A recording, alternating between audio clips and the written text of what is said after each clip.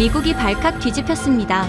이란과의 전면전을 앞두고 진행된 동맹국 전력평가에서 한국이 압도적인 1위를 차지했기 때문입니다. 미 국방부에서 진행된 가상 시뮬레이션에서 이란에게 괴멸당한 미 해군. 모든 계획이 물거품이 될 최악의 위기에 미국 정부는 패닉에 빠졌죠. 하지만 바로 그때 한국에 도착한 조사단의 한마디에 모든 게 뒤집혔습니다. 한국 없이 이란을 이기는 건 불가능입니다. 도대체 무슨 일이 벌어진 걸까요? 미국이 이제 와서 한국에 애원하는 이유, 지금 시작합니다. 세계 최강 미 해군이 이란 앞바다에서 전멸할 뻔했습니다. 허풍이 아닙니다.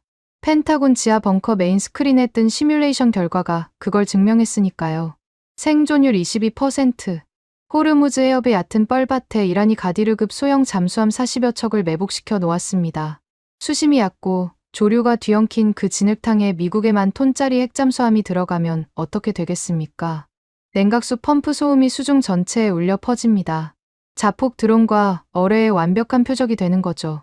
붉은 비상등이 전멸할 때마다 장성들의 얼굴이 핏빛으로 물들었습니다. 아무도 입을 열지 못했어요. 이틀 후면 전면전이 시작되는데 해법이 없었으니까요. 저는 로버트 켈러원, 미 국방정보국 동아시아 수석 분석관입니다. 30년간 이 펜타곤에서 태평양의 모든 해저 소음을 분석해 온 사람이에요. 젊은 시절 로스앤젤레스급 핵잠수함의 수석 음탐사로 복무하며 시끄러운 미제 잠수함 소음 때문에 전우를 잃을 뻔한 적도 있습니다. 그 트라우마가 30년째 제 귓속에 박혀 있었어요. 그런데 그날 수천 명의 미수병이 수장되는 걸 막을 열쇠가 제 책상 서랍 속에 있었습니다. 정확히 말하면 제가 30년간 직접 써온 보고서 뭉치 아래에 묻혀 있었죠. 벙커 안이 묘하게 고요했습니다. 평소라면 참모들의 브리핑 소리, 키보드 두드리는 소리가 끊이지 않는 공간이에요. 그날은 달랐습니다. 붉은 비상등의 전멸음만 째깍째깍 메트로놈처럼 공간을 채우고 있었어요. 그 정막을 찢어버린 건 토마스 벤스 제독이었습니다. 쾅!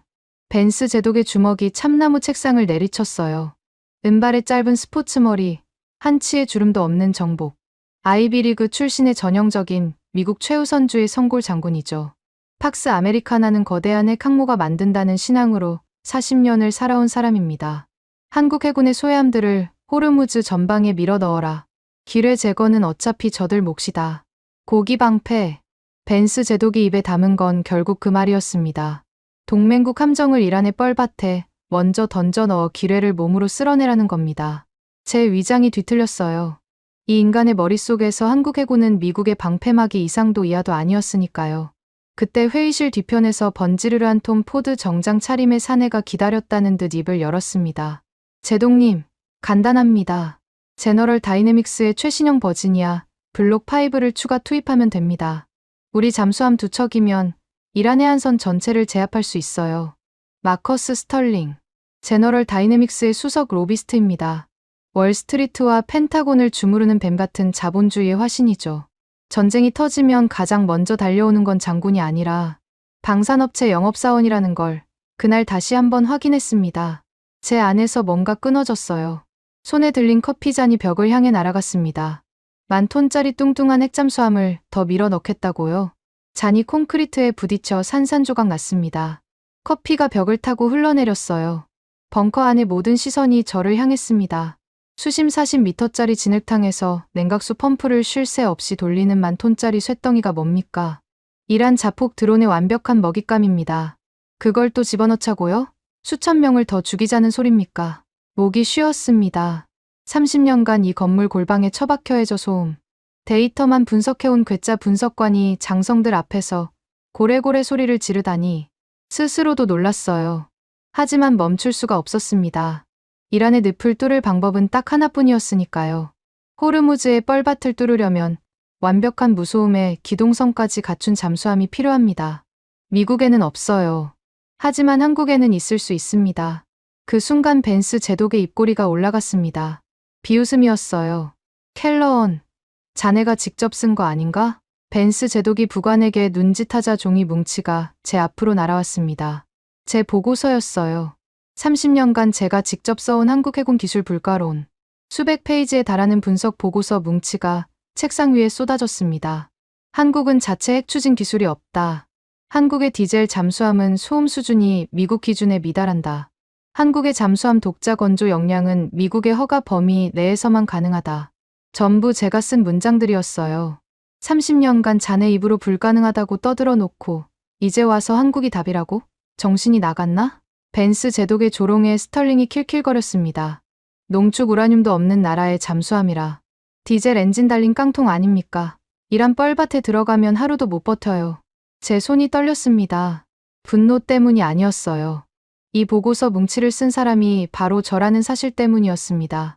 30년간 한국을 깎아내리는데 제 경력 전부를 바쳤으니까요. 그런데 지금 제가 틀렸을 수도 있다는 가능성 앞에 서 있었습니다. 보고서 첫 페이지를 집어 들었습니다. 2003년 제가 32살 때 쓴 첫 번째 한국 해군 평가서였어요. 글씨가 희미하게 바랜 그 종이를 양손으로 잡았습니다.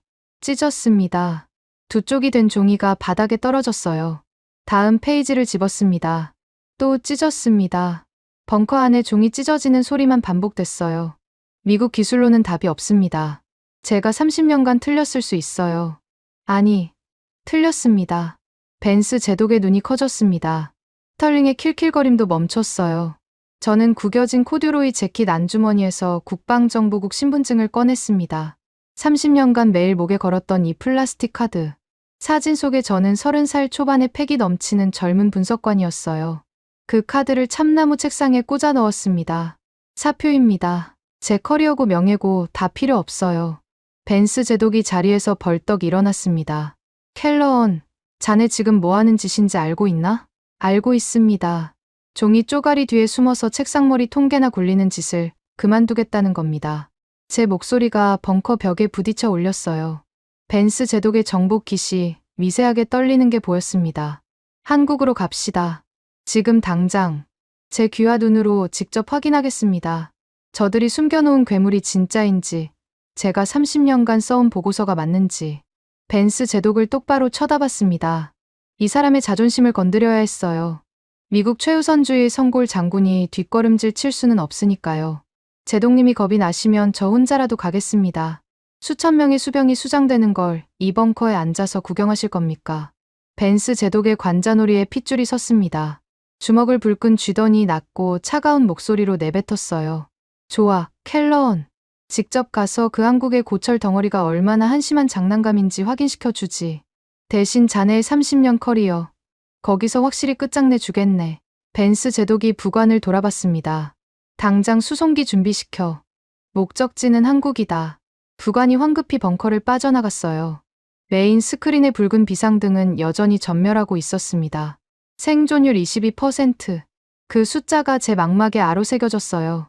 찢어진 보고서 조각들이 제 구두 밑에서 바스락거렸습니다. 30년간 쌓아올린 제 경력의 잔해였죠. 하지만 후회는 없었습니다. 이란의 진흙탕 속에서 수천 명이 죽어나가는 것보다야 제 종이 한 뭉치 따위가 무슨 대수겠습니까?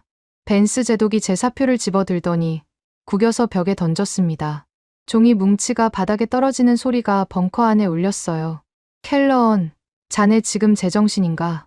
한국의 고철 덩어리를 보겠다고 사표까지 던지는 꼴이라니. 저는 대꾸하지 않았습니다.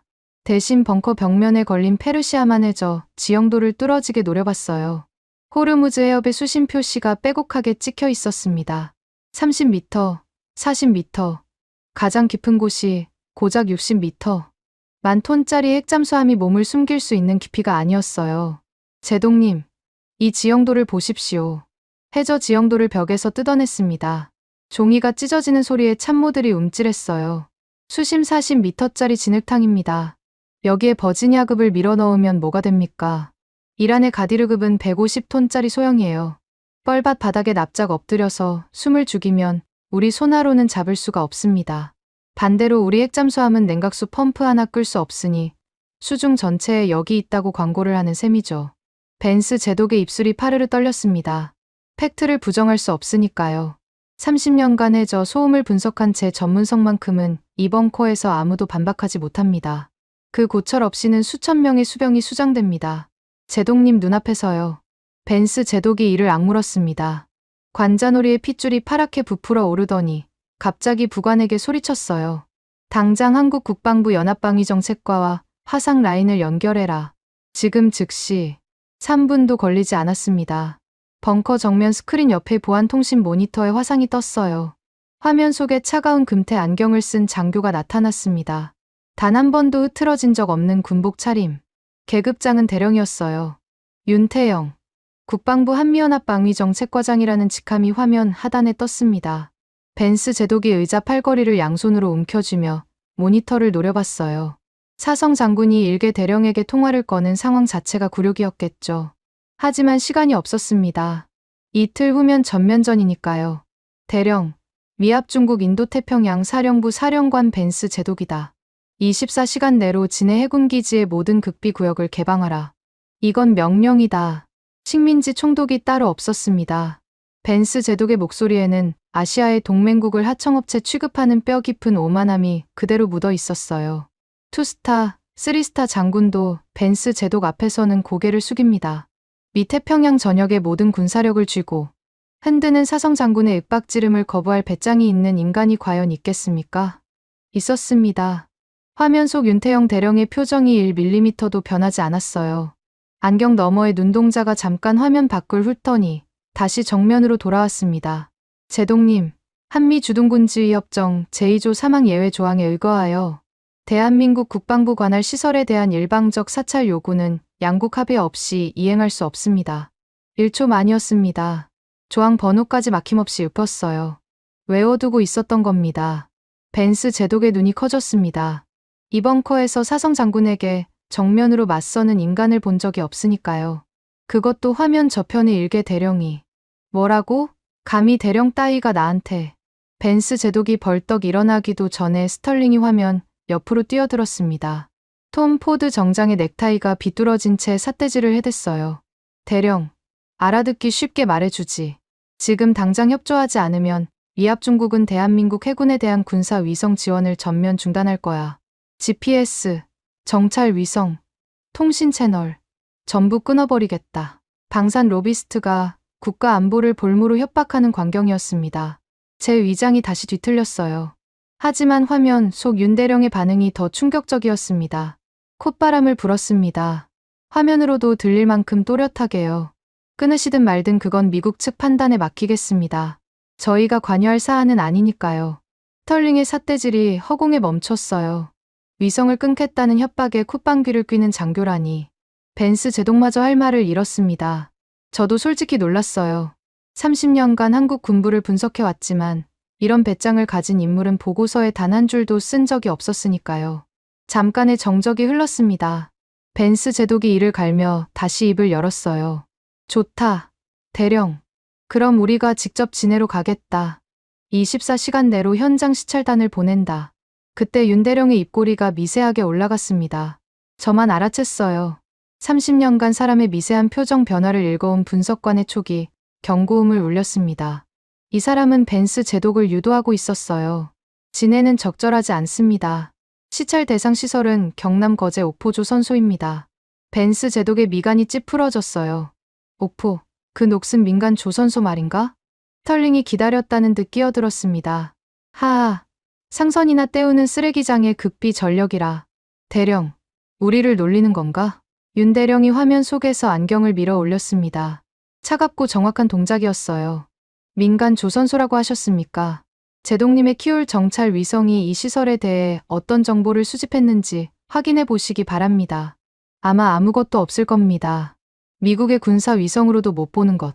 그 말이 벙커 안에 떨어지자 벤스 제독의 표정이 미묘하게 변했습니다. 분노도 조롱도 아닌 처음 보는 감정이었어요. 불안이었습니다. 사성 장군의 눈에 불안이 스치는 걸 저는 30년 만에 처음 봤어요. 저는 벤스 제독의 정복 소매를 잡았습니다. 예의 따위는 생각할 겨를이 없었어요. 제독님, 직접 가서 확인합시다. 그 조선소에 당신과 내 목을 걸겠습니다. 벤스 제독이 제 손을 뿌리쳤어요. 하지만 시선은 여전히 모니터 속 윤대령의 무표정한 얼굴에 고정되어 있었습니다. 켈러언, 자네 커리어는 거기서 확실히 끝이야. 알고 있지? 알고 있습니다. 벤스 제독이 천천히 모니터를 향해 입을 열었습니다. 좋다, 대령. 거제도로 가겠다. 단, 내가 직접 간다. 윤대령이 고개를 한번 끄덕였어요. 그게 전부였습니다. 경례도 인사도 불필요한 말도 없었어요. 화상이 끊겼습니다. 벙커에 정적이 내려앉았어요. 벤스 제독이 부관을 돌아봤습니다. 당장 거제도행 전용기 출격 준비시켜라. 부관이 벙커를 빠져나가는 발소리가 복도에 울렸습니다. 저는 모니터의 검은 화면을 바라봤어요. 윤태영이라는 이름 석 자가 머릿속에서 떠나지 않았습니다. 30년간 한국 군부를 분석하면서 단 한 번도 접한 적 없는 유형의 인간이었어요. 미국의 사성 장군과 방산 로비스트의 협박을 정면으로 받아내고도 표정 하나 변하지 않는 대령이라니. 제 보고서 어디에도 이런 인물은 없었습니다. 스털링이 구석에서 넥타이를 고쳐 매며 중얼거렸어요. 민간 조선소라. 상선이나 때우는 총구석 쇳물통에 도대체 뭘 숨겨놨다는 거야. 저도 같은 의문이었습니다. 미국의 키올 정찰 위성이 한반도 상공을 하루에도 수십 번 지나갑니다. 진해 해군기지는 물론이고 부산, 포항, 제주까지 모든 군사시설의 위성 사진이 실시간으로 펜타곤에 전송되죠. 그런데 거제도의 낡은 민간 조선소에서 아무것도 포착하지 못했다고요. 위성의 사각지대. 30년간 미국의 정보 우위를 맹신해온 제 확신에 처음으로 균열이 갔습니다. 메인 스크린의 붉은 비상등은 여전히 전멸하고 있었어요. 생존율 22%. 그 숫자 아래로 호르무즈 에어베이저 지형이 펼쳐져 있었습니다. 이란의 뻘밭에서 수천 명의 목숨이 달린 답이 녹슬고 낡은 조선소 어딘가에 묻혀 있었습니다. 헬기가 거제도 상공에 진입하자 바닷바람이 기체를 흔들었습니다. 창밖으로 내려다본 옥포 조선소는 솔직히 실망스러웠어요. 녹슨 크레인 몇 기가 바닷바람에 삐걱거리고 기름때가 덕지덕지 묻은 컨테이너들이 부두 위에 아무렇게나 쌓여 있었습니다. 상선 두어 척이 도크에 걸쳐져 수리를 받는 모양이었는데 선체에서 페인트가 벗겨진 채 바닷물에 흔들리고 있었어요. 미 해군 기지의 반짝거리는 시설과 비교하면 차마 눈뜨고 볼 수 없는 수준이었습니다. 헬기 착륙 패드라고 할 것도 없었어요. 콘크리트가 갈라진 낡은 평지에 페인트로 원을 그려놓은 게 전부였습니다. 로터 바람에 모래가 휘날리며 눈에 들어왔어요. 벤스 제독이 헬기 문을 열자마자 코를 틀어쥐었습니다. 이게 무슨 냄새야. 기름하고 쇳가루가 뒤섞인 건가. 정복에 먼지 한 톨 묻는 것도 참지 못하는 사람이 이 악취를 견디는 건 고문이었겠죠. 스털링도 톰 포드 정장의 소매로 코를 가리며 인상을 구겼어요. 켈러언, 여기에 극비 전력이라. 이 쓰레기장에서 대체 뭘 보여주겠다는 건지 기대가 됩니다. 저도 솔직히 반신반의했습니다. 30년간 한국 해군을 불가능하다고 단정 지어온 제 보고서가 맞을 수도 있었으니까요. 헬기에서 내리며 주위를 둘러봤어요. 무장 병력도, 검문소도, 경비 차량도 보이지 않았습니다. 극비 시설이라면 당연히 있어야 할 것들이 하나도 없었어요. 그때 부두 끝에서 인기척이 느껴졌습니다. 한 사내가 뚜벅뚜벅 걸어오고 있었어요. 빳빳한 정복이 아니었습니다. 용접 불꽃에 그을린 자국이 여기저기 묻은 낡은 해군 특수전 잠퍼를 걸치고 있었어요. 백발이 짧게 깎여 있었고 표정이라 할 것이 없었습니다. 바위를 깎아 만든 얼굴이었어요. 계급장을 확인하고 숨이 막혔습니다. 별 2개, 소장이었어요. 장동환, 대한민국 해군 잠수함 사령관. 벤스 제독이 장 제독의 차림새를 위아래로 훑었습니다. 경우 병력 1명 없이 낡은 잠퍼 차림으로 나타난 이성 장군을 보는 사성. 장군의 눈빛에는 모욕감마저 서려 있었어요. 자네가 사령관인가? 시간 낭비하지 말고 당장 숨겨둔 장난감을 꺼내게. 벤스 제독이 장 제독의 가슴팍에 검지를 들이밀었습니다. 삿대질이었어요. 사성 장군이 타국의 이성 장군 가슴에 손가락을 들이미는 장면이라니. 제 관자놀이가 욱신거렸습니다. 장 제독의 표정은 1mm도 변하지 않았어요.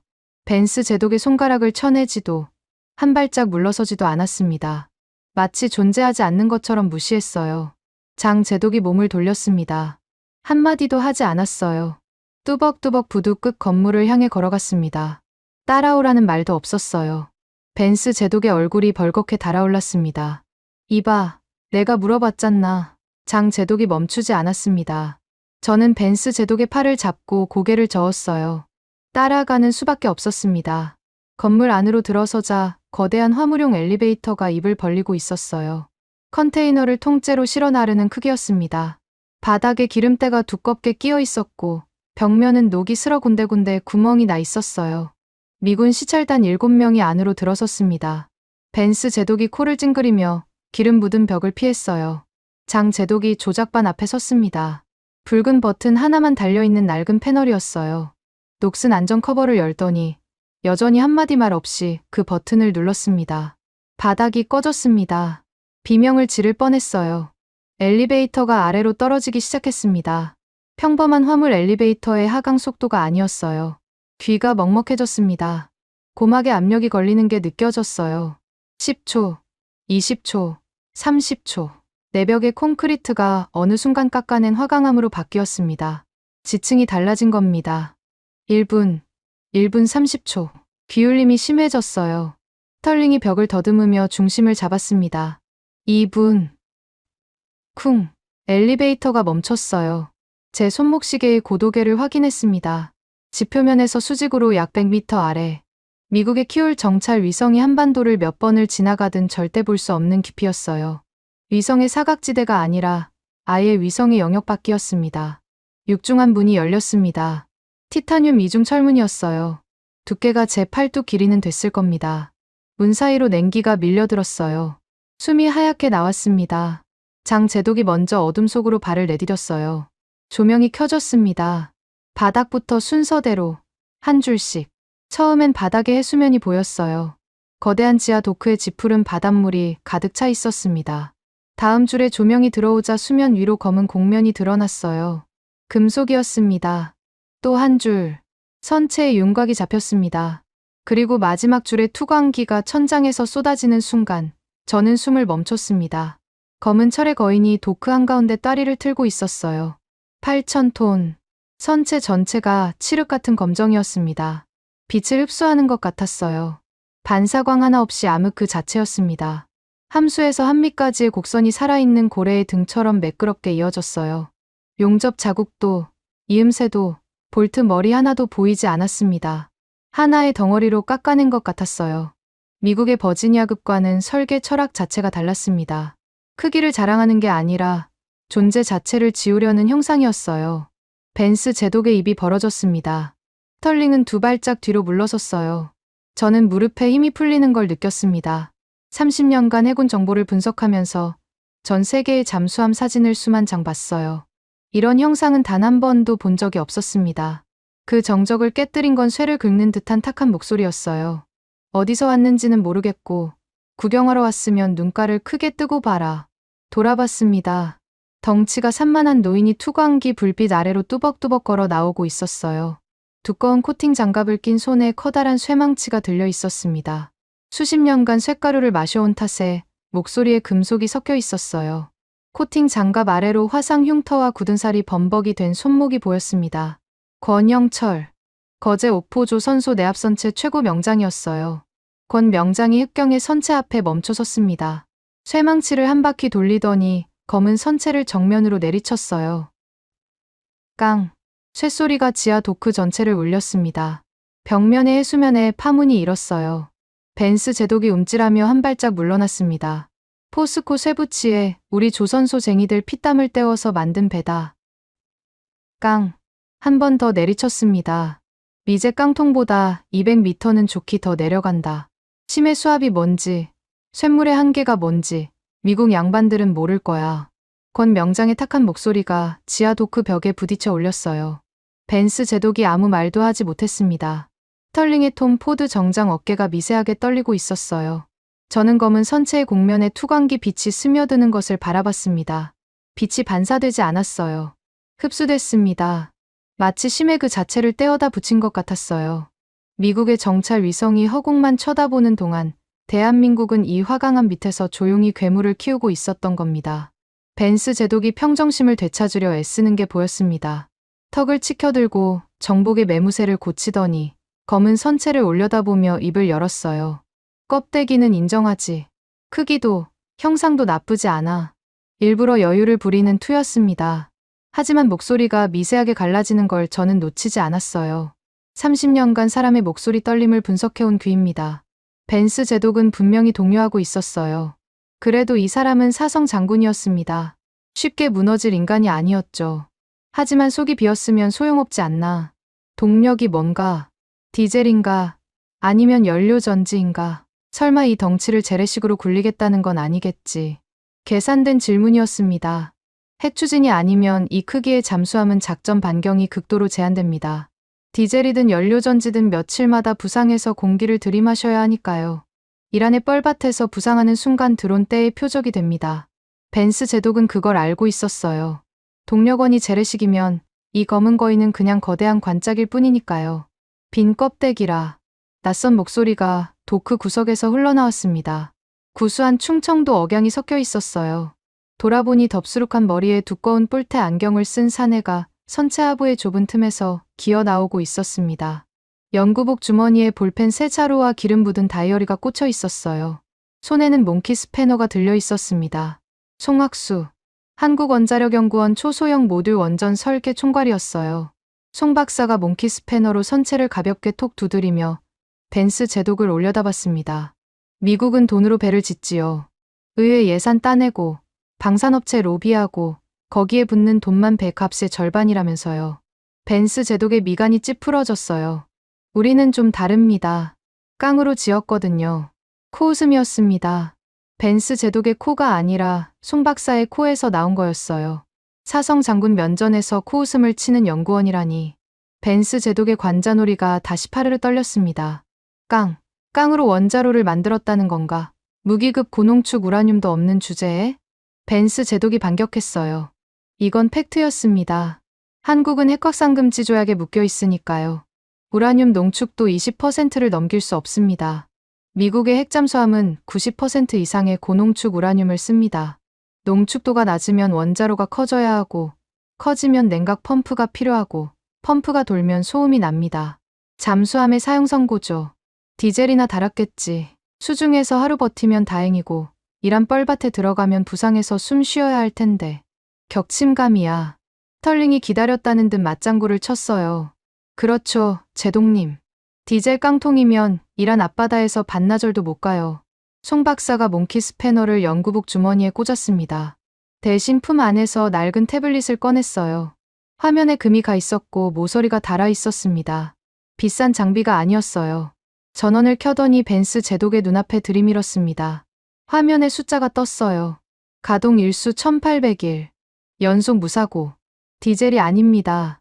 송 박사의 충청도 사투리가 지하 도크에 울렸어요. 원자로입니다. 1800일이면 5년이에요. 트럼프 대통령이 핵잠수함 도입을 입에 올리기도 전에 이 밑에서는 이미 원자로가 돌아가고 있었습니다. 벤스 제독의 얼굴에서 핏기가 빠졌어요. 하얗게 질린 얼굴로 태블릿 화면을 뚫어지게 노려봤습니다. 숫자가 거짓말을 할 리 없었어요. 가동 로그는 초 단위까지 기록되어 있었고 온도, 압력, 출력 데이터가 실시간으로 갱신되고 있었습니다. 5년이라고? 벤스 제독의 목소리가 갈라졌어요. 스털링이 사색이 되어 앞으로 뛰쳐나왔습니다. 이건 국제법 위반입니다. 핵확산금지 조약에 명백히 저촉돼요. 한미 원자력 협정도 위반이고 당장 국제원자력기구에 통보하겠습니다. 스털링의 삿대질이 허공을 갈랐어요. 로비스트의 본능이었겠죠. 한국이 독자적으로 핵잠수함을 완성하면 미국 방산업체가 아시아에 팔아먹을 수십조 원의 시장이 증발하니까요. 그때 차가운 금태 안경의 사내가 한 발짝 앞으로 나섰습니다. 윤태영 대령이었어요. 언제 내려왔는지 모르게 조용히 시찰단 뒤에 서 있었습니다. 스털링 씨, 한미 원자력 협정 재구조 제2항 남욱을 읽어보신 적 있습니까? 윤 대령의 목소리는 기계적으로 정확했어요. 감정이 없었습니다.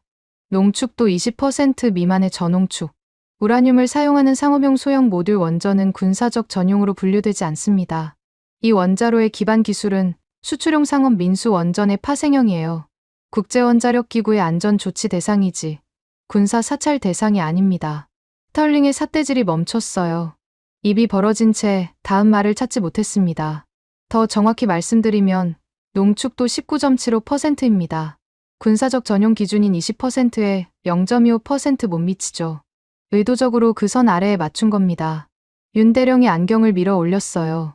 차갑고 정확한 동작이었습니다. 스털링이 뒷걸음질 쳤어요. 법리의 빈틈을 찔린 로비스트의 얼굴에 당혹감이 번졌습니다. 저도 솔직히 혀를 내둘렀어요. 0.25% 차이. 칼날 위를 걷는 설계였습니다. 국제법의 허점을 밀리미터 단위로 파고든 거였어요. 벤스 제독이 덜덜 떨리는 손으로 태블릿을 움켜쥐었습니다. 마지막 카드를 꺼내려는 눈빛이었어요. 좋아. 합법이라 치자. 하지만 전홍축 우라늄 원자로는 펌프 없이 돌릴 수 없어. 냉각수를 순환시키려면 기계적 펌프가 반드시 필요하고 그 펌프가 돌면 소음이 난다. 잠수함에 넣으면 끝이야. 벤스 제독의 음성에 간절함이 묻어 있었어요. 제발 이 한 가지만이라도 맞기를 바라는 표정이었습니다. 30년간 핵잠수함 전력을 운용해온 사성 장군의 마지막 공학 지식이었죠. 송 박사가 뿔테 안경 너머로 벤스 제독을 올려다봤습니다. 입꼬리가 올라갔어요. 제독님, 미국이 저한테 뭘 했는지 아십니까? 송 박사의 충청도 억양이 느릿느릿 도크를 채웠어요. 농축 20%를 넘기지 마라. 이 족쇄를 차고 30년을 살았습니다. 30년 동안 눈물을 삼켰어요. 송 박사가 기름 묻은 다이어리를 주머니에서 꺼냈습니다. 너덜너덜한 표지에 수식이 빼곡히 적혀 있었어요. 농축을 올리지 못한다. 좋습니다. 그럼 펌프를 아예 없애버리면 되잖습니까? 벤스 제독의 눈이 커졌어요. 뜨거운 물은 위로 올라가고 차가운 물은 아래로 내려옵니다. 초등학교 과학 시간에 배우는 거예요. 자연 대류. 이 원리만으로 원자로를 식힙니다. 펌프가 없으니 소리가 안 나요. 기계 소음이 물리적으로 0입니다. 송 박사가 다이어리를 펼쳐 벤스 제독의 눈앞에 들이밀었어요. 자연순환 냉각 계통의 설계도가 연필로 그려져 있었습니다. 깔끔한 CAD 도면이 아니었어요. 연구실 책상에서 볼펜과 연필로 수백 번 고쳐 그린 손때 묻은 설계도였습니다. 세계 최초입니다. 기계적 펌프 없이 원자로를 냉각하는 잠수함용 소형 모듈 원전. 미국이 채운 족쇄가 오히려 이 기술을 낳았어요. 벤스 제독의 무릎이 미세하게 흔들렸습니다. 스털링은 이미 벽에 등을 기댄 채 멍하니 선체를 올려다보고 있었어요. 저는 태블릿의 가동 로그를 다시 들여다봤습니다. 30년간 해저 소음을 분석해온 제 눈이 미세 진동 패턴을 자동으로 읽었어요. 원자로 출력 변동에 따른 진동 데이터가 초 단위로 기록되어 있었습니다. 디젤이면 엔진의 규칙적인 왕복 진동이 찍힙니다. 기존 핵잠수함이면 냉각수 펌프의 저주파 맥동이 반드시 남아요.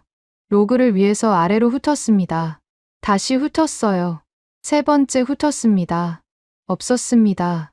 기계적 진동의 흔적이 단 한 줄도 없었어요. 등골이 서늘해졌습니다. 30년 경력의 음탐사가 단언합니다. 이 로그가 진짜라면 이 잠수함은 수중에서 존재하지 않는 것과 같았어요. 맙소사. 제 입에서 신음이 새어나왔습니다. 벤스 제독이 저를 돌아봤어요. 제 표정에서 뭔가를 읽었겠죠. 사성 장군의 얼굴에 공포가 번졌습니다. 30년간 미국 해군의 기술적 우위를 맹신해 온 사람이 그 신앙이 무너지는 순간을 목격하고 있었으니까요. 벤스 제독이 태블릿을 송 박사에게 도로 밀어냈습니다. 손끝이 떨리는 걸 숨기려는 듯 주먹을 꽉 쥐었어요. 종이 쪼가리는 됐어. 로그 따위야 얼마든지 조작할 수 있지. 목소리에 힘이 없었습니다. 30년간 들어온 벤스 제독의 음성과 달랐어요. 명령이 아니라 간청에 가까웠습니다. 제발 이게 거짓이기를 바라는 사람의 목소리였어요. 당장 원자로를 풀가동해봐라. 100% 출력. 내 눈앞에서. 벤스 제독이 선체를 올려다보며 턱짓을 했습니다.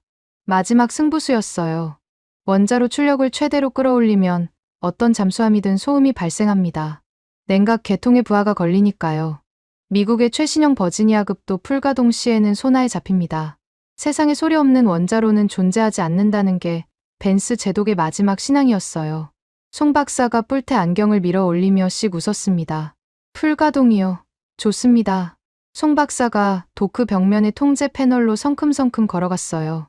낡은 철제 커버를 열자 붉은 레버가 드러났습니다. 거대한 장비에 어울리지 않게 단순한 구조였어요. 송 박사가 두 손으로 레버를 잡았습니다. 기름 묻은 손가락에 힘이 들어갔어요. 밀어 올렸습니다. 도크 전체가 미세하게 진동했어요. 선체 내부에서 뭔가가 깨어나는 느낌이었습니다. 하지만 소리는 없었어요. 발바닥으로 전해지는 진동만이 원자로가 살아있다는 유일한 증거였습니다. 출력 50% 돌파. 송 박사가 패널의 계기를 읽었어요. 70%, 80, 90. 숫자가 올라갈수록 벤스 제독의 목이 뻣뻣하게 굳어갔습니다. 귀를 세우고 있었어요. 아무 소리도 나지 않았습니다. 100%. 송 박사가 레버에서 손을 뗐어요. 원자로가 최대 출력으로 가동되고 있었습니다. 도크 안은 여전히 고요했어요. 냉각수 펌프의 윙윙거림도, 기계적 맥동도, 배관의 진동음도 없었습니다. 그때 시찰단 뒤편에서 다급한 발소리가 울렸어요. 은색 카드 케이스를 양손에 든 사내가 헐레벌떡 뛰어왔습니다. 깐깐하게 다린 셔츠에 신경질적으로 빗어 넘긴 머리카락. 하일리 밀러 박사였어요. 나토 소속 해저 음향탐지 수석과학자. 벤스 제독이 한국의 조작을 밝혀내라며 동행시킨 서방 최고의 소나 전문가였습니다. 밀러 박사가 은색 펠리컨 하드 케이스의 잠금 장치를 딸깍 열었어요. 안에는 초정밀수 중 음향 센서가 스펀지 위에 누워 있었습니다. 나토 해군이 러시아 핵잠수함을 추적할 때 쓰는 최고 등급 장비였어요. 이걸로 잡히지 않으면 세상 어떤 소나로도 잡을 수 없습니다. 밀러 박사가 센서를 꺼내 케이블을 노트북에 연결했어요. 손놀림이 정확하고 빨랐습니다. 정치 군인들은 경멸하지만 자기 장비만큼은 목숨처럼 다루는 사람이었죠. 센서를 도크 수조의 해수면 위로 가져갔습니다. 풍덩. 센서가 물속으로 빨려 들어갔어요. 밀러 박사가 노트북 화면 앞에 쪼그려 앉았습니다. 주파수 분석 그래프가 실시간으로 그려지기 시작했어요. 벤스 제독이 밀러 박사의 어깨 너머로 화면을 노려봤습니다. 스털링도, 저도, 미군 참모들도 전부 그 작은 화면에 시선을 고정했어요. 그래프의 파동선이 움직이기 시작했습니다. 기준선 위로 미세한 떨림이 나타났어요. 벤스 제독의 입꼬리가 올라갈 뻔했습니다. 소음이 잡히는 건가? 밀러 박사가 고개를 저었어요. 이건 해수의 자연 대류음입니다. 바닷물이 온도 차이로 움직이면서 내는 소리예요. 원자로 소음이 아닙니다. 벤스 제독의 입꼬리가 얼어붙었어요. 밀러 박사가 키보드를 두드려 필터링을 적용했습니다. 자연의 소음을 걸러내고 기계적 소음만 추출하는 작업이었어요. 그래프가 다시 그려졌습니다. 일직선이었어요. 완벽한 0이었습니다. 파동선이 기준선 위로 단 1mm도 올라가지 않았어요. 원자로가 100% 출력으로 가동되고 있는데 나토 최고 등급의 초정밀 센서에 찍힌 기계적 소음이 0이었습니다. 밀러 박사의 안경이 미끄러져 바닥에 떨어졌어요. 줍지 않았습니다. 줍을 수 없었겠죠. 두 손이 떨리고 있었으니까요. 불가능합니다. 밀러 박사의 목소리가 갈라졌어요. 독일인 특유의 깐깐한 절제가 완전히 무너져 있었습니다. 백색 소음보다 낮아요. 바다의 자연파도 소리보다 이 원자로가 더 조용합니다. 이건 잠수함이 아니라 유령이에요. 벤스 제독이 밀러 박사의 헤드폰을 낚아챘습니다. 귀에 꽂았어요. 눈을 질끈 감았습니다. 30초, 1분. 벤스 제독의 감은 눈 위로 땀방울이 흘러내렸어요.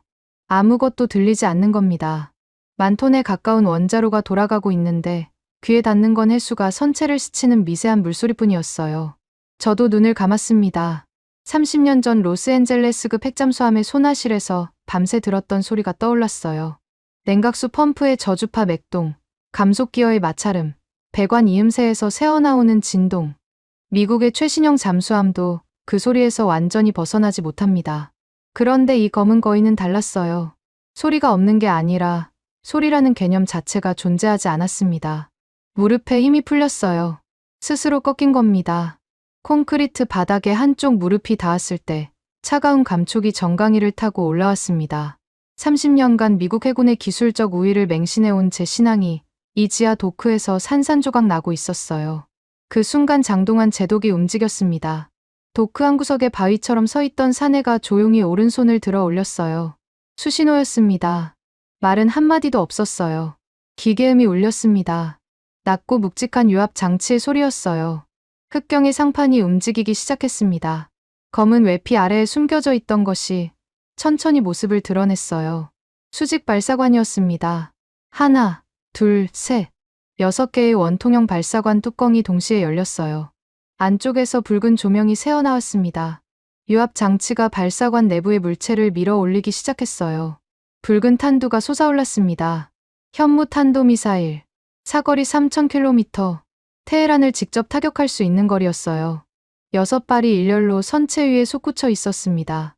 투광기 불빛이 붉은 탄두 표면에 반사되며 도크 벽면을 핏빛으로 물들였어요. 밀러 박사가 뒷걸음질 치다 하드 케이스에 걸려 넘어졌습니다. 스털링은 벽에 등을 붙인 채 미끄러져 바닥에 주저앉았어요. 벤스 제독의 헤드폰이 귀에서 빠져 바닥에 떨어졌습니다. 저는 무릎을 꿇은 채 그 광경을 올려다봤어요. 이란의 소형 잠수함을 잡기 위한 전술함인 줄 알았습니다. 무소음으로 뻘밭에 침투해 가디르급을 사냥하는 사냥개 정도로 생각했어요. 완전히 틀렸습니다. 이건 사냥개가 아니었어요. 장 제독이 처음으로 입을 열었습니다. 지하 도크에 내려온 이후 단 한마디도 하지 않았던 바위 같은 사내의 첫 번째 말이었어요. 제독님. 벤스 제독이 고개를 돌렸습니다. 장 제독의 무표정한 얼굴에 처음으로 감정의 그림자가 스쳤어요. 자부심이었습니다. 이건 방패가 아닙니다. 이란의 심장부를 직접 찌를 비수예요. 6개의 붉은 탄두가 투광기 아래서 빛나고 있었습니다. 장 제독의 목소리가 도크벽에 부딪혀 울렸어요. 미국이 짜놓은 판에서 방패막이를 하는 하청업체의 무기가 아니었습니다. 전 세계 어디든 심해에서 솟아올라 심장을 관통하는 완벽한 전략 무기였어요. 벤스 제독이 붉은 탄두를 올려다보며 입술을 깨물었습니다. 피가 배어 나왔어요. 사성 장군의 세계관이 6발의 미사일 앞에서 완전히 박살나는 순간이었습니다. 팍스 아메리카나.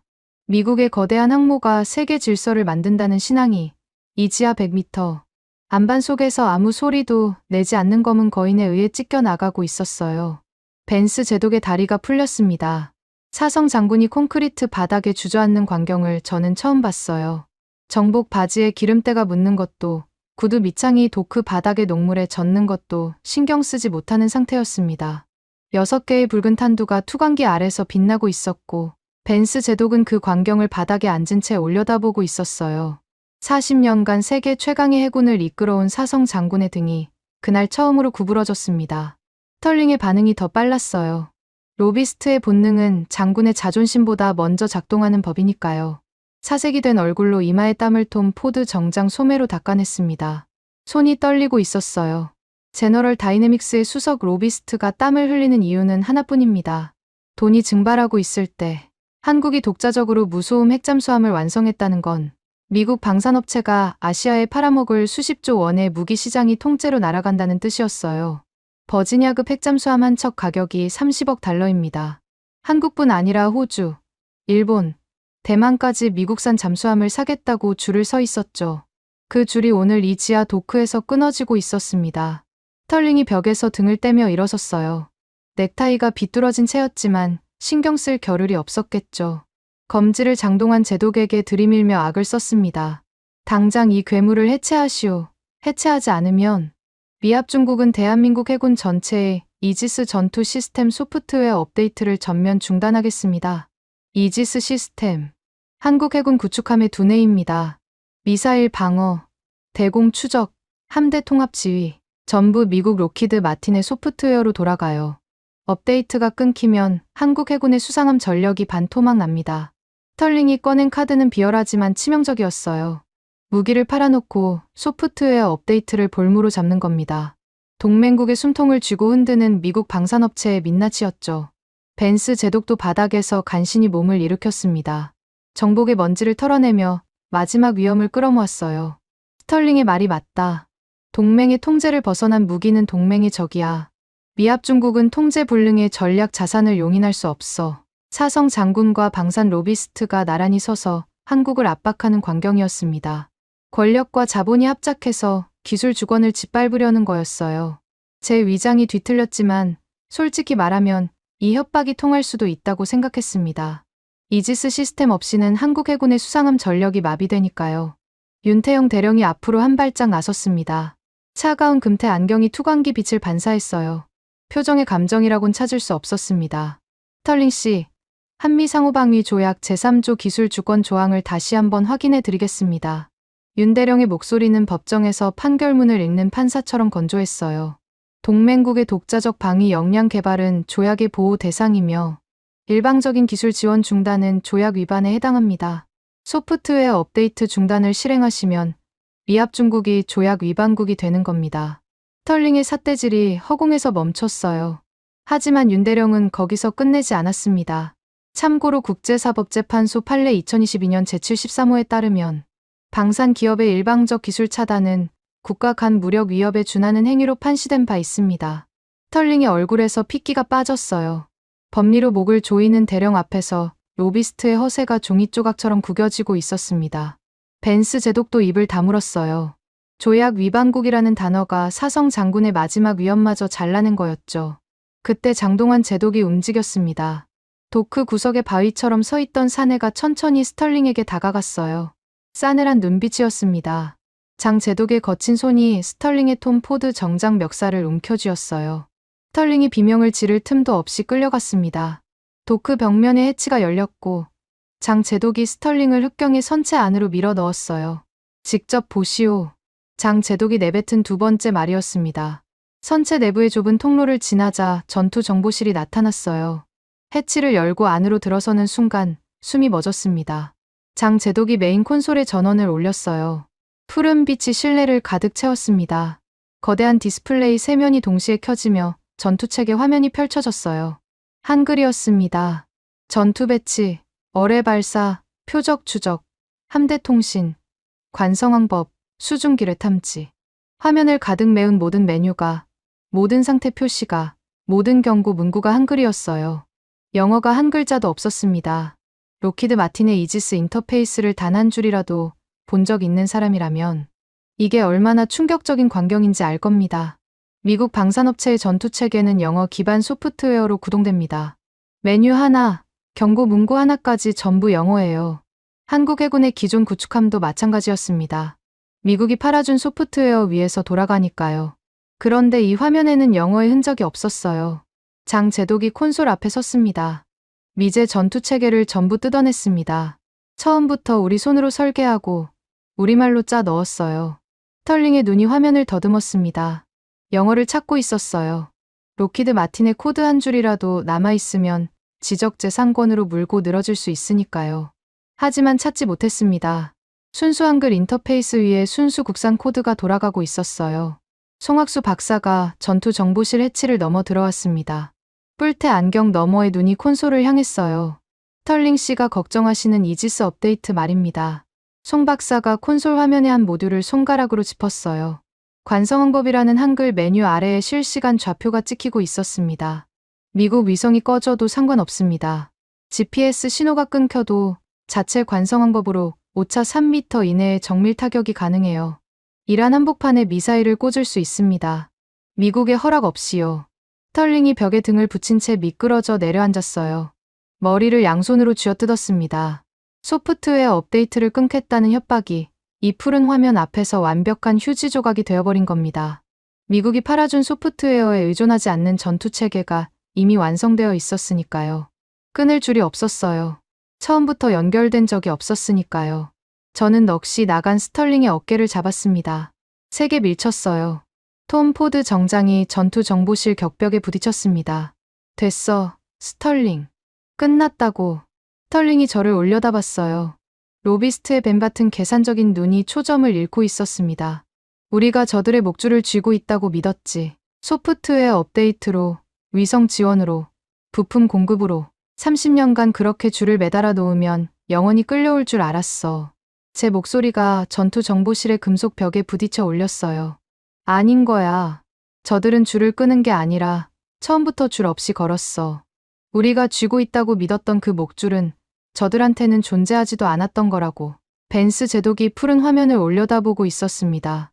한글로 가득 찬 전투체계 화면이 사성 장군의 얼굴을 파랗게 물들이고 있었어요. 미국의 얄팍한 업데이트 카드는 필요 없었습니다. 이흑경의 두뇌와 심장은 태어날 때부터 온전히 대한민국의 것이었으니까요. 장 제독이 콘솔 앞에 묵묵히 서 있었습니다. 말이 필요 없었어요. 푸른 빛이 도크 깊은 곳에서 검은 선체의 곡면을 따라 흘렀습니다. 미국이 매달아 놓은 줄은 하나도 없었고 한글로 짜인 두뇌가 심해의 괴물을 스스로 움직이고 있었어요. 벤스 제독이 전투 정보실 구석의 암호 통신 단말기로 비틀거리며 다가갔습니다. 덜덜 떨리는 손으로 붉은 수화기를 집어들었어요. 펜타곤 긴급 한라인. 미 국방장관에게 직통으로 연결되는 회선이었습니다. 마셜 장관님, 벤스입니다. 긴급 보고 사안이 있습니다. 벤스 제독의 목소리가 갈라져 있었어요. 30초 후 전투 정보실의 보조 스크린에 화상이 떴습니다. 깊게 팬 주름과 무거운 안경 너머로 피로감이 역력한 노인이 화면을 채웠어요. 데이비드 마셜, 미합 중국 국방부 장관이었습니다. 배경에 펜타곤 집무실의 성조기가 보였어요. 책상 위에 서류가 산더미처럼 쌓여 있었습니다. 이란 전면전을 이틀 앞두고 잠을 자지 못한 게 분명했어요. 벤스 제독이 자세를 바로잡았습니다. 기름때 묻은 정복을 매만지며 마지막 위험을 끌어모았어요. 장관님, 한국이 미합 중국의 사전 승인 없이 독자적인 핵추진 잠수함을 완성했습니다. 핵확산금지 조약의 경계선을 의도적으로 회피한 설계이며 한미 원자력 협정의 정신을 명백히 위반하고 있습니다. 즉각적인 제재와 해체 명령을 건의합니다. 벤스 제독이 숨을 몰아쉬었어요. 고발이었습니다. 한국을 조약 위반국으로 몰아 흑경을 해체시키려는 마지막 수였죠. 화면 속 마셜 장관이 안경을 벗었습니다. 눈을 비비더니 안경을 다시 썼어요. 긴 침묵이 흘렀습니다. 벤스. 마셜 장관의 목소리가 낮고 무거웠어요. 지금 자네한테 제재를 논할 시간이 있나? 벤스 제독의 얼굴이 굳었습니다. 이틀 후면 이란이 호르무즈를 걸어 잠근다. 미 오함대 항모전단이 포위되면 수천 명의 수병이 수장돼. 그 시뮬레이션 결과를 자네가 직접 올렸잖나. 생존율 22%라고.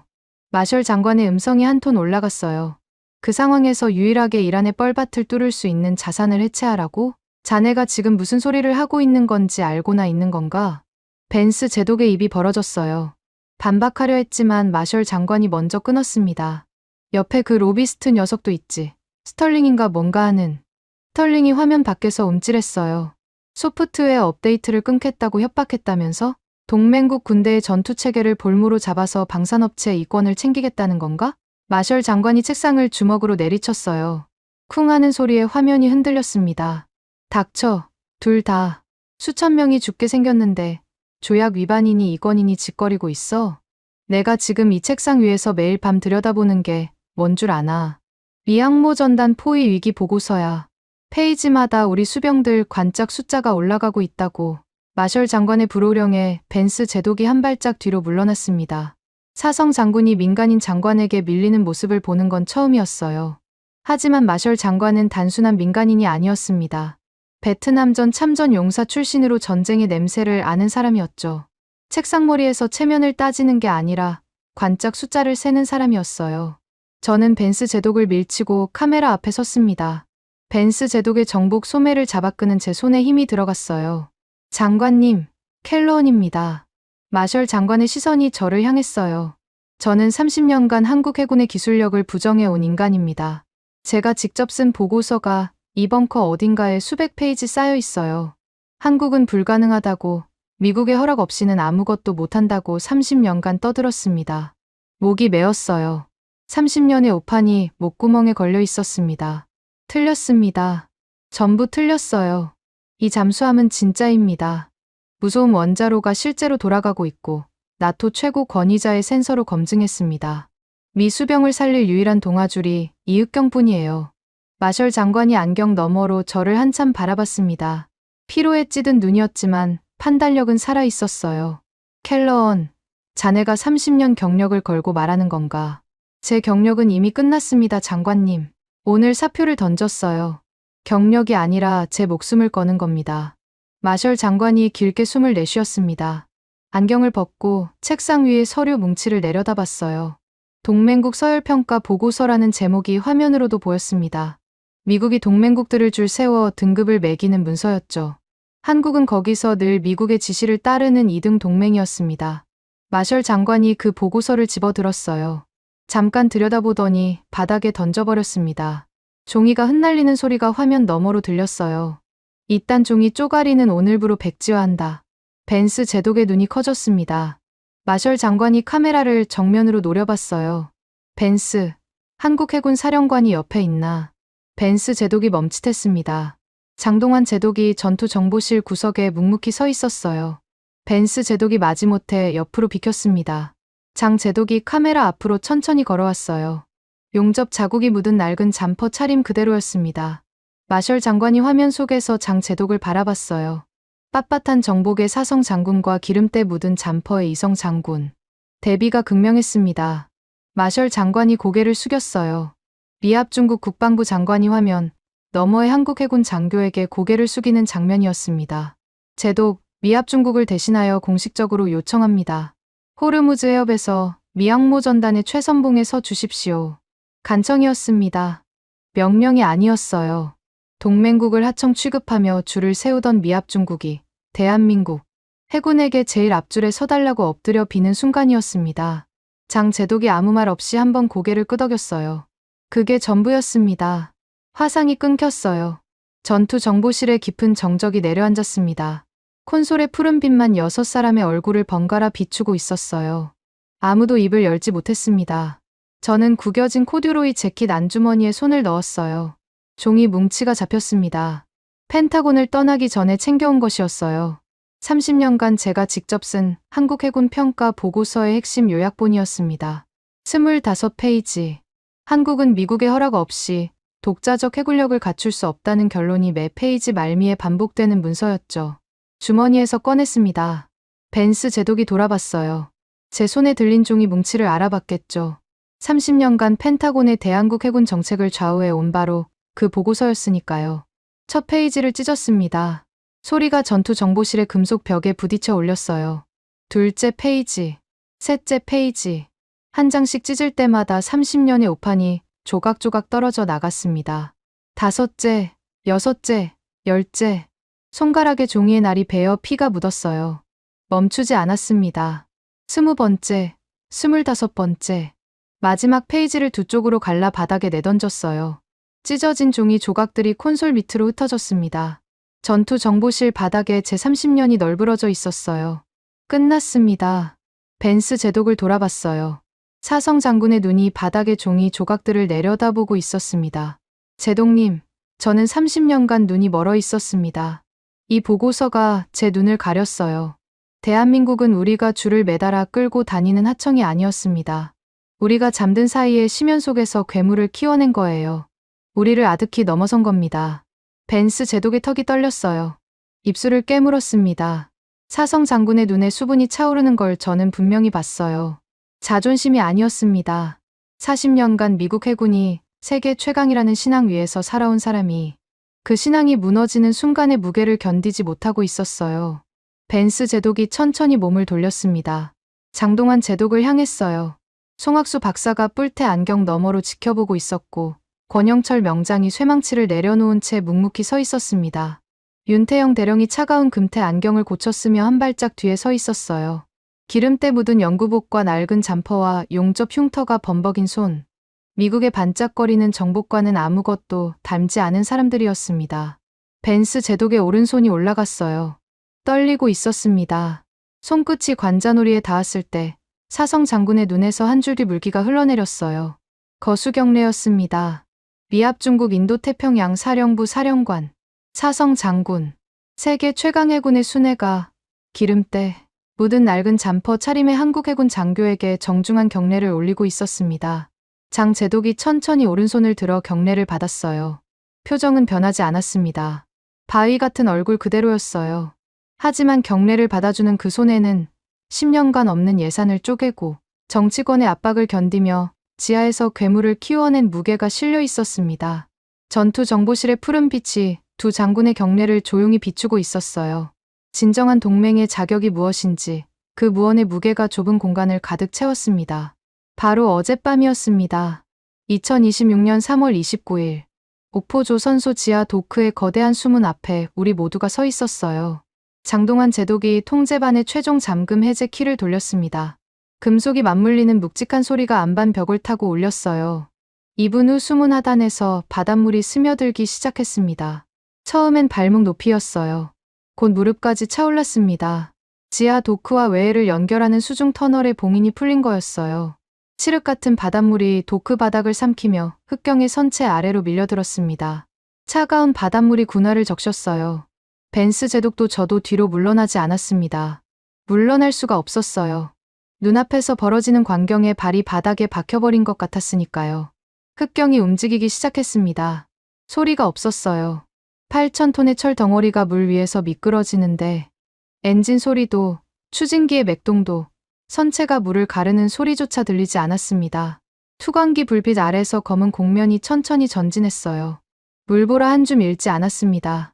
수면 위의 파문마저 수초 만에 사라졌어요. 도크의 해수면이 거울처럼 고요했습니다. 함수에 태극기가 달려 있었어요. 지하 도크의 습기 찬 공기 속에서 붉은색과 파란색이 투광기 빛을 받아 선명하게 빛났습니다. 흑경이 수중 터널의 입구에 다다르자 함수부터 천천히 수면 아래로 잠기기 시작했어요. 태극기가 마지막까지 수면 위에 남아 있었습니다. 붉은 태극 문양이 물속으로 빨려 들어가는 순간 권영철 명장이 쇠망치를 가슴에 끌어안았어요. 송학수 박사가 뿔테 안경을 벗고 눈가를 손등으로 훔쳤습니다. 흑경이 사라졌어요. 수면에 파문 하나 남지 않았습니다. 8,000톤의 검은 거인이 심연으로 자망하는데 단 한 줌의 흔적도 남기지 않았어요. 유령이라는 밀러 박사의 말이 과장이 아니었습니다. 벤스 제독이 숨은 난간을 두 손으로 움켜쥐고 있었어요. 손등에 핏줄이 부풀어 올라 있었습니다. 검은 수면을 내려다보는 사성 장군의 눈에 경외감이 서려 있었어요. 두려움이 아니었습니다. 미국의 거대한 항모가 만든다고 믿었던 팍스 아메리카나의 바다 밑에서 자기들이 전혀 몰랐던 존재가 10년간 숨을 죽이고 있었다는 사실 앞에 선 사람의 표정이었어요. 켈러언. 벤스 제독이 검은 수면에서 시선을 떼지 못한 채 제 이름을 불렀어요. 자네 말이 맞았네. 그게 전부였습니다. 사성 장군에게서 들을 수 있는 최대한의 인정이었겠죠. 지하 도크를 빠져나와 지상으로 올라왔을 때 거제도의 새벽바람이 얼굴을 때렸어요. 소금기 섞인 바람이었습니다. 오프 앞바다가 칠흑 같은 어둠에 잠겨 있었어요. 흑경이 어디쯤 자망하고 있는지 알 수 없었습니다. 미국의 키올 위성이 이 바다 위를 지나가도 수면 아래의 검은 거인은 보이지 않을 거였어요. 벤스 제독이 부두 끝에 서서 바다를 바라봤습니다. 저도 옆에 섰어요. 아무 말도 하지 않았습니다. 파도 소리만 부두 콘크리트에 부딪혀 올리고 있었어요. 그 정적을 깨뜨린 건 밀러 박사의 노트북 알림음이었습니다. 밀러 박사가 황급히 화면을 열었어요. 지하 도크에서 측정한 흑경의 소음 데이터를 나토 본부 보안 서버에 업로드하는 과정에서 송신 대상 목록에 나토 해군 수뇌부 전원이 포함되어 있었습니다. 밀러 박사의 직속 보고 라인이었죠. 데이터는 이미 전송이 완료된 상태였어요. 30분 후 첫 번째 반응이 왔습니다. 프랑스 해군 참모총장 장 릭 다르랑 제독이었어요. 나토 해군 수뇌부 중 가장 자존심이 높은 프랑스 귀족 출신의 사성 제독. 처음엔 벤스 제독의 동조의 한국의 잠수함 기술을 코웃음 쳤던 바로 그 인물이었습니다. 밀러 박사의 노트북에 급비 통신이 떴어요. 밀러 박사가 화면을 읽더니 안경을 벗고 이마를 짚었습니다. 다르랑 제독이 대한민국 해군과 즉각적인 전략 잠수함 합동 훈련을 요청하고 있습니다. 프랑스 해군 참모총장 명의의 공식 통신이에요. 벤스 제독의 고개가 돌아갔어요. 눈이 커졌습니다. 뭐라고? 미합 중국을 경유하지 않고 직접 한국 해군의 핫라인을 열겠다고 합니다. 미국을 패싱한 겁니다. 나토의 핵심 동맹국인 프랑스가 미국의 허락 없이 한국에 직접 손을 내밀었어요. 다르랑 제독의 콧대 높은 자존심이 무너진 거였습니다. 소음 제로 데이터가 그 자존심을 박살낸 거였어요. 핵잠수함 운용국인 프랑스의 바라쿠다급 최신형 잠수함도 수중 소음을 완전히 지우지 못했으니까요. 한국이 해낸 일을 프랑스는 하지 못한 겁니다. 두 번째 통신이 따라왔습니다. 영국 해군이었어요. 차세대 핵잠수함 드레드노트급 사업에 한국의 자연, 순환 SMR 기술 도입을 긴급 안건으로 상정한다는 내용이었습니다. 영국 해군 설계국이 한국원자력연구원에 기술 교류 서한을 발송했다는 확인까지 붙어 있었어요. 세 번째, 호주 해군. 네 번째, 일본 해상자위대. 통신이 빗발쳤어요. 밀러 박사의 노트북 알림음이 쉴 새 없이 울렸습니다. 전 세계 해군이 오프 앞바다를 향해 손을 뻗고 있었어요.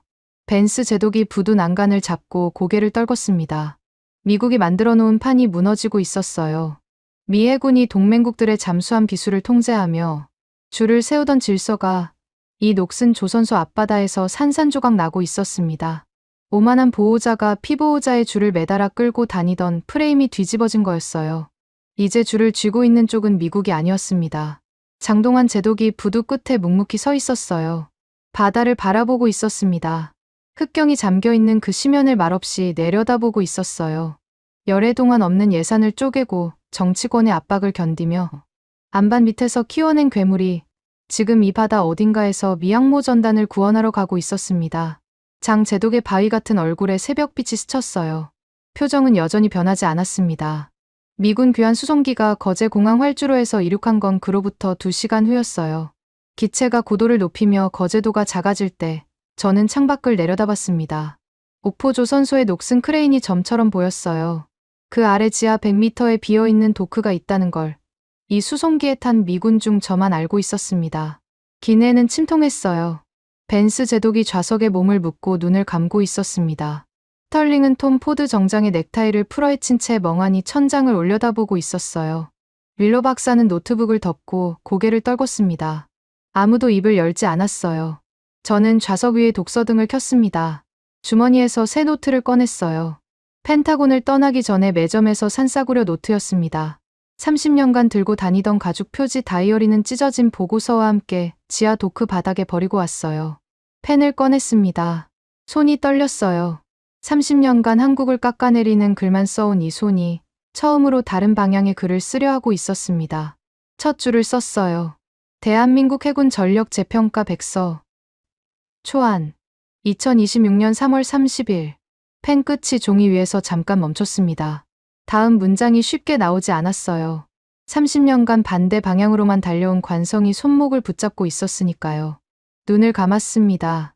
지하 도크의 투광기 아래서 태극기를 달고 소리 없이 자망하던 검은 선체가 떠올랐어요. 권영철 명장의 쇳가루 섞인 목소리가, 송학수 박사의 기름, 묻은 다이어리가, 장동환 제독의 바위 같은 침묵이, 윤태영 대령의 차가운 금태 안경이 하나씩 스쳐 지나갔습니다. 펜을 다시 움직였어요. 진정한 동맹의 자격은 낡은 종이 위에서 매겨지는 것이 아니다. 그것은 심해를 뚫고 나오는 압도적인 기술의 현장에서 증명된다. 독서등 불빛 아래서 글씨가 번졌어요. 펜을 쥔 손에 묻은 종이 벤 상처에서 피가 배어 나왔는지 잉크에 붉은 얼룩이 섞여 있었습니다. 30년의 오판에 대한 숙제로는 턱없이 부족한 첫 줄이었지만 이 한 줄이 새로운 30년의 시작이었어요.